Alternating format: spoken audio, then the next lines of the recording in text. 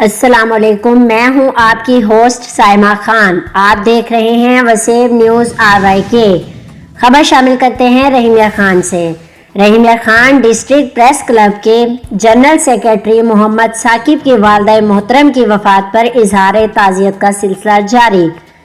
Assistant commissioner وکاس ظفر اور divisional forest officer راجہ جاوید اقبال کی اظہار تعزیت۔ اس موقع پر صدر ڈسٹرکٹ پریس کلب عاصم صدیق، سابق صدر ڈسٹرکٹ پریس کلب کیسر غفور،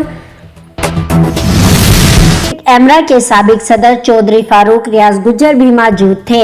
اس موقع پر forest range officer Chaudhry Yasir Kamboh اور فارسٹ آفیسر محمد خالد جھلر نے بھی اظہار تعزیت کیا۔